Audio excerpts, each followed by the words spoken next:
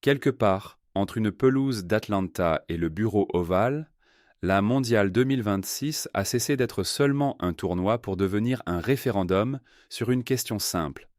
Peut-on encore faire confiance au plus grand événement sportif de la planète?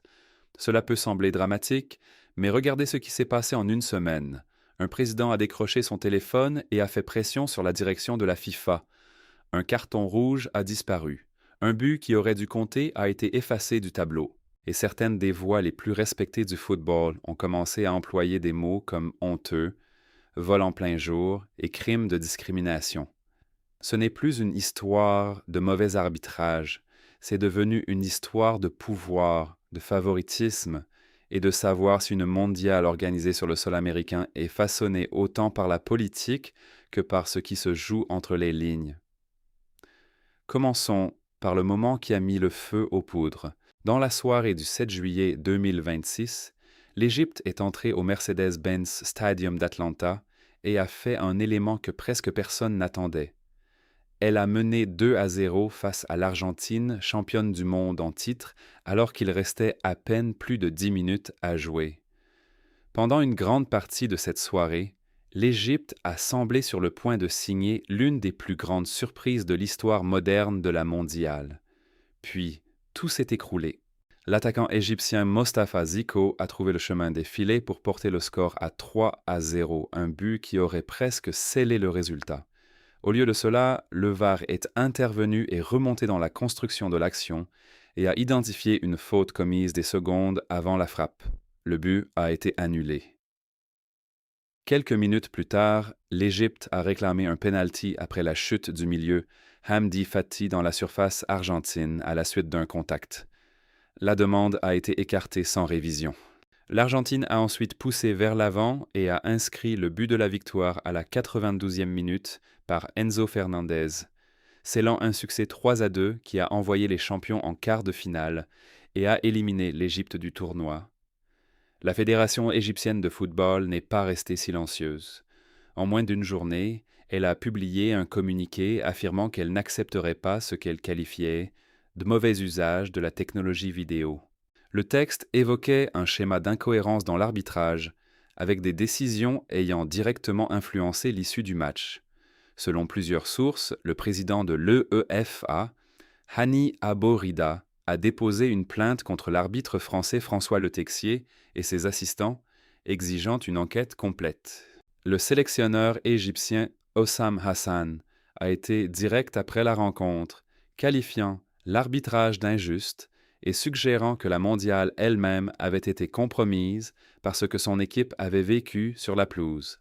Ce qui a transformé une plainte nationale en débat mondial, c'est la réaction de personnes sans raison de choisir un camp. Peter Schmeichel, considéré comme l'un des plus grands gardiens de l'histoire, a déclaré sans détour que le VAR aurait dû renverser la décision, décrivant l'absence d'intervention comme une erreur claire et manifeste. Il a placé le but refusé à l'Égypte à côté du but tardif de l'Argentine et a demandé au monde du football d'examiner les deux séquences côte à côte. Dans un cas, on est aux remontées des secondes en arrière pour trouver un contact suffisamment important pour être sanctionné. Dans l'autre, avec un contact sur des joueurs égyptiens dans la surface argentine peu après, l'action n'a même pas été envoyée à la vidéo. Alan Shearer, l'un des anciens attaquants les plus décorés du football anglais, a résumé toute la controverse en une phrase.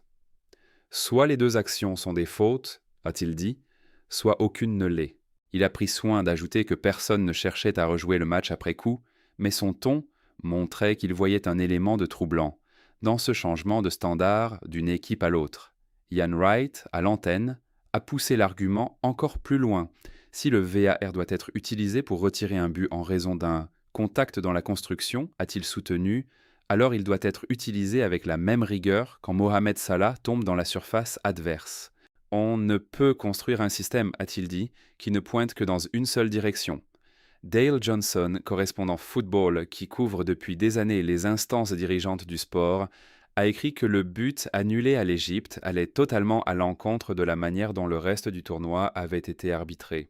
Selon lui, les arbitres ne peuvent pas laisser passer des contacts légers pendant tout un match, puis appliquer soudain un standard strict au moment précis où cela profite à une équipe en particulier. Il a appelé cela ce que cela semblait être, une contradiction qui ne peut exister sélectivement. Et, selon plusieurs sources diffusées après le match, l'entraîneur chevronné José Mourinho, jamais avare de formules fortes, a décrit ce qui s'était passé comme un vol en plein jour, une expression qui s'est imposée presque immédiatement dans les médias sportifs. Pour être juste envers la FIFA et envers les arbitres sur la pelouse, l'explication technique n'est pas déraisonnable en soi. Il y a bien eu un contact dans la construction du but refusé à Zico. Selon le protocole du VAR, toute faute menant directement à un but peut être revue et si elle était confirmée, le but peut être annulé. La FIFA a défendu la décision avec ce raisonnement précis. Le problème, comme l'ont souligné presque toutes les voix crédibles du football, n'est pas de savoir si cette décision particulière était techniquement défendable isolément. Le problème est que le même standard n'a pas été appliqué lorsque l'action du but victorieux de l'Argentine s'est déroulée peu après. Un tournoi ne peut revendiquer la cohérence tout en appliquant deux seuils différents à deux équipes différentes en 90 minutes. Cette controverse n'est pas apparue de nulle part. Elle s'est ajoutée à un scandale qui avait déjà secoué le tournoi peu avant, un scandale qui avait directement fait entrer un président américain dans les décisions de la FIFA. L'attaquant américain Folarin Balogun avait reçu un carton rouge direct lors de la victoire des États-Unis contre la Bosnie-Herzégovine en phase de groupe, après un tacle que l'arbitre Raphaël Klaus avait revu avec l'aide de la vidéo et classé comme conduite violente. Selon les règles habituelles, ce carton rouge aurait dû entraîner une suspension automatique d'un match privant Balogun du huitième de finale suivant contre la Belgique. Au lieu de cela, la commission de discipline de la FIFA a suspendu la sanction pendant une année entière, en invoquant une disposition permettant de mettre une punition en pause plutôt que de l'appliquer immédiatement. La fédération belge a réagi avec une incrédulité ouverte, qualifiant la décision d'inédite dans l'histoire de la mondiale et affirmant qu'elle examinait toutes les options disponibles. L'UEFA est allée plus loin, publiant un communiqué accusant la FIFA d'avoir franchi une ligne rouge et de mettre en péril l'intégrité de toute la compétition. L'instance européenne a rappelé qu'une suspension automatique après un carton rouge n'est pas censée être discrétionnaire et que plier la règle pour un joueur en plein tournoi crée un précédent qui affaiblit tous les autres joueurs ayant purgé la même suspension sans exception. Puis est arrivé le détail qui a transformé un conflit disciplinaire en affaire politique. Selon la chaîne américaine ABC, le président Trump a appelé le président de la FIFA, Gianni Infantino, la semaine précédant la décision pour lui demander de revoir le carton rouge de Balogun. Trump a ensuite publié un message remerciant publiquement la FIFA pour ce qu'il a appelé la correction d'une grande injustice. Interrogé directement sur cet appel, Infantino a confirmé qu'il avait eu lieu, mais il a insisté sur le fait que les organes judiciaires de la FIFA étaient restés pleinement indépendants dans leurs conclusions. Impossible de prouver de l'extérieur si cet appel a influencé l'issue, et il faut rester prudent, car aucun élément n'a montré que la décision avait été prise sous pression politique, plutôt qu'en vertu du code disciplinaire. Mais l'image était impossible à ignorer. Un président américain faisant pression sur le chef de l'instance du football mondial, suivi presque aussitôt d'une décision favorable à l'équipe américaine hôte du tournoi, a créé l'apparence qui nourrit les soupçons, même quand les faits de fond restent flous.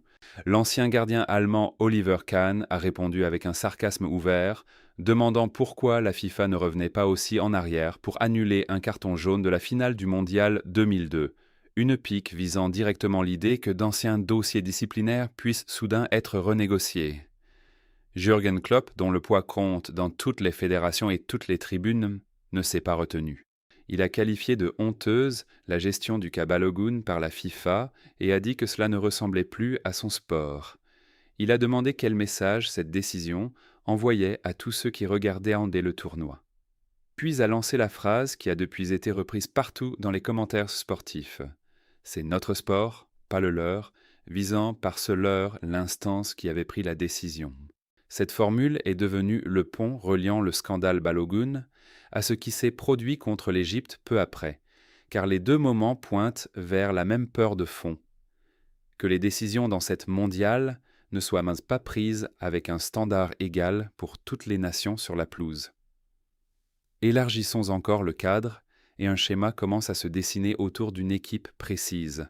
Pendant la phase de groupe, l'Argentin Alexis McAllister est entré en contact par derrière avec un adversaire autrichien dans la construction d'un but inscrit par Lionel Messi, un but qui a aussi permis à Messi de dépasser Cristiano Ronaldo pour devenir seul meilleur buteur de l'histoire de la mondiale. L'arbitre a laissé jouer et aucune révision vidéo n'a été déclenchée. Le camp autrichien avait alors protesté et Schmeichel lui-même avait noté que ce but portait ce qu'il appelait un astérisque qu'aucune célébration ne pouvait effacer. Ajoutez maintenant ce qui s'est passé contre l'Égypte. 2 matchs, 2 situations de VAR contestées, toutes deux impliquant l'Argentine, et 2 issues favorables aux champions. Personne de sérieux ne parle ici de matchs truqués ou de corruption. Ce qui est souligné, à répétition par des voix crédibles, c'est que la même équipe continue de se retrouver du bon côté de décisions qui auraient pu basculer dans un sens comme dans l'autre. Et cela suffit à poser des questions inconfortables sur l'application du VAR avec le même niveau d'examen dans les deux sens. Certains analystes ont contesté la lecture la plus sévère. Plusieurs commentateurs respectés ont estimé que dire que l'Égypte avait été volée était peut-être trop fort, suggérant plutôt que l'arbitre et l'équipe vidéo avaient travaillé sur de vrais cas 50-50 et que l'Argentine était simplement tombée du bon côté de plusieurs d'entre eux. C'est un argument recevable pris isolément car les décisions limites font partie du football et en feront toujours partie. Mais le contre-argument, formulé notamment par Dale Johnson, est que l'action ayant annulé le but égyptien n'a pas été traitée comme une révision ordinaire de type 50-50. L'équipe vidéo est allée activement chercher dans la construction de l'action et a trouvé une faute qui exigeait un vrai effort pour être repérée. Cette même recherche, cet examen actif, n'a jamais été appliqué au contact dans la surface argentine peu après. Quand les occasions d'une équipe sont passées au peigne fin et pas celles de l'autre, le déséquilibre cesse de ressembler à un accident, même si personne ne prouve une intention depuis l'extérieur.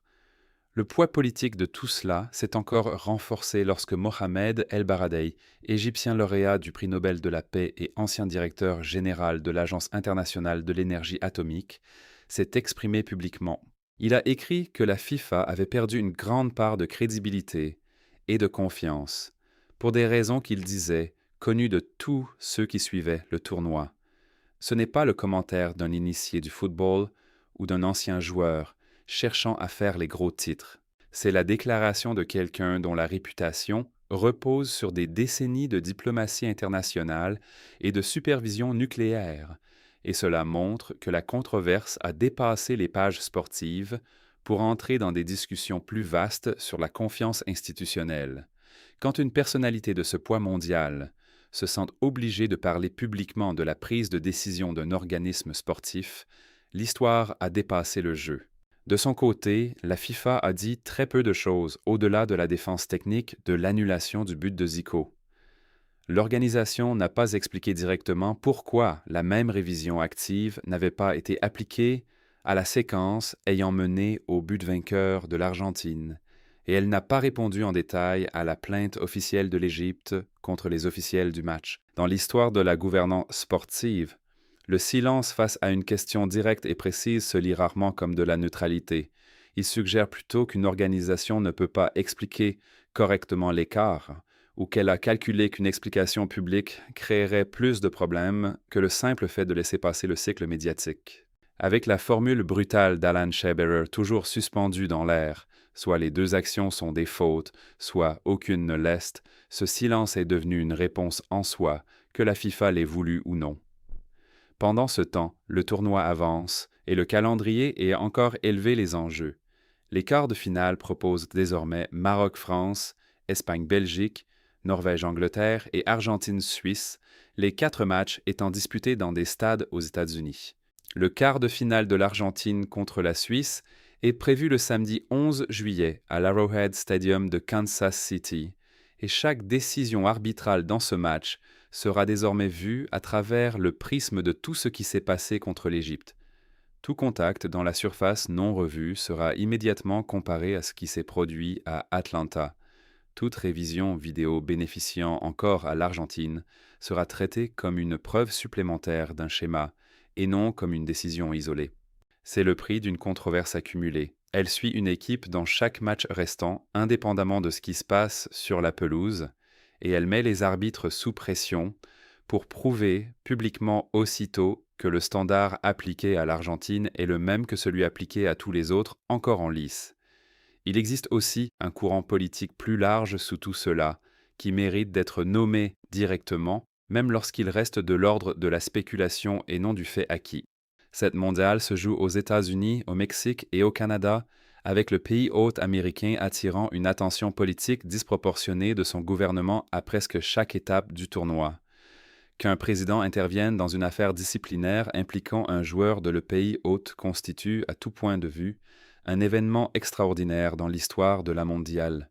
Que cette intervention ait façonné le résultat ou qu'elle ait simplement coïncidé avec lui, personne en dehors de la procédure disciplinaire interne de la FIFA ne peut l'affirmer avec certitude. Mais le schéma apparu, la suspension d'une star américaine annulée après un appel présidentiel, puis peu après une fédération européenne dénonçant des standards incohérents de VAR, au bénéfice de l'équipe internationale la plus mythique du tournoi, a créé un terrain idéal pour le type de spéculation qui se répand vite sur les réseaux sociaux et dans les émissions sportives. Certains supporters et commentateurs ont avancé des théories selon lesquelles la FIFA orienterait délibérément des décisions favorables vers les équipes les plus vendeuses et vers le pays hôte, afin de maximiser l'attrait commercial du tournoi à l'approche des derniers tours. La FIFA n'a pas répondu directement à ces théories et aucune preuve ne les établit comme des faits. Elles restent cela, des théories et de la spéculation publique, pas des conclusions, et elles doivent être traitées avec la prudence nécessaire, même si elles continuent de circuler. Ce qui se passera ensuite déterminera sans doute la manière dont cette mondiale sera retenue. Si le VAR est appliqué avec le même examen actif à toutes les équipes pendant les quarts et les demi-finales, y compris à l'Argentine, on pourra raisonnablement dire que le système, malgré ses défauts, fonctionne encore équitablement, même si certaines décisions restent discutables. Si au contraire, le schéma du match de l'Égypte se répète, si les décisions favorables continuent de tomber dans le même sens pour la même équipe ou pour la même nation hôte, alors la discussion née de la phrase de Peter Schmeichel selon laquelle le VAR aurait dû retirer ce but risque de devenir le récit dominant de tout le tournoi, éclipsant tout ce qui se passera sur la pelouse jusqu'au coup de sifflet final. La FIFA a 3 jours avant le début des quarts de finale pour décider comment elle veut répondre à la question qu'Alan Shearer a déjà posée à voix haute. Jusqu'ici, elle a choisi de ne pas y répondre du tout, et chaque jour où ce silence se poursuit, une part croissante du monde du football commence à tirer ses propres conclusions. Il y a encore un fil à tirer, car il relie presque tous les éléments de cette controverse à un seul lieu. La finale de la mondiale est prévue le 19 juillet au MetLife Stadium, dans le New Jersey, et ce seul fait a discrètement relevé les enjeux de chaque décision contestée depuis le début du tournoi. Une mondiale organisée conjointement par les États-Unis, Mexique et Canada allait toujours porter un poids politique simplement par son ampleur et son calendrier, mais peu auraient pu prévoir que les grandes histoires à l'entrée des phases à élimination directe tourneraient en même moins autour des buts que des appels téléphoniques, des sanctions annulées et des incohérences du VAR. Des commentateurs sportifs de divers pays ont commencé à poser la même question inconfortable de manière légèrement différente. Si les incitations commerciales et politiques du tournoi favorisent silencieusement certains résultats, cette pression finit-elle par filtrer jusque dans la façon dont les officiels reçoivent l'instruction d'appliquer les règles? Personne n'a produit de preuves solides que ce soit le cas, et il serait irresponsable de présenter cela comme un fait acquis plutôt que comme un soupçon circulant parmi supporters, journalistes et anciens joueurs. Pourtant, la simple existence de ce soupçon, répandu sur divers continents et dans diverses fédérations, dit un élément de la fragilité de la confiance dans le tournoi à moins de 2 semaines de la finale. L'élimination de l'Égypte a aussi ravivé une discussion plus ancienne sur la représentation africaine et moyen-orientale au sommet du sport, et sur la question de savoir si les équipes venues d'ailleurs que d'Europe et d'Amérique du Sud bénéficient du même doute favorable lorsque des décisions litigieuses surviennent.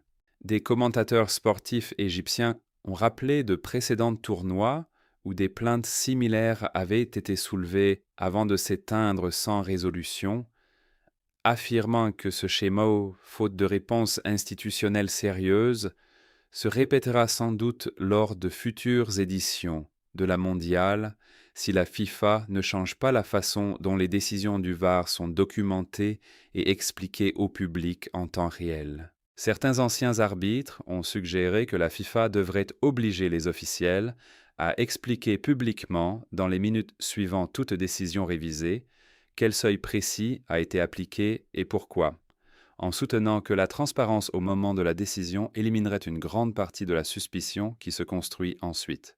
La FIFA ne s'est engagée dans aucune réforme de ce type, et il reste difficile de savoir si la pression née de cette controverse précise suffira à en imposer une avant la fin du tournoi.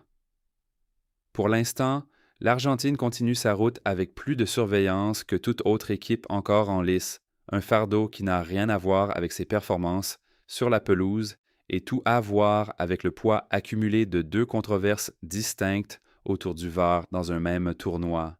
L'Égypte rentre chez elle avec une plainte formelle toujours sans réponse sur le bureau de la FIFA et avec un cœur croissant de voix respectées de Peter Schmeichel à Mohamed El Baradei, suggérant qu'un élément ne colle pas dans la manière dont cette mondiale a été arbitrée. Reste à savoir si la FIFA choisira de répondre directement à l'un de ces points avant le coup de sifflet final dans le New Jersey. À ce jour, la question demeure ouverte, sans réponse claire.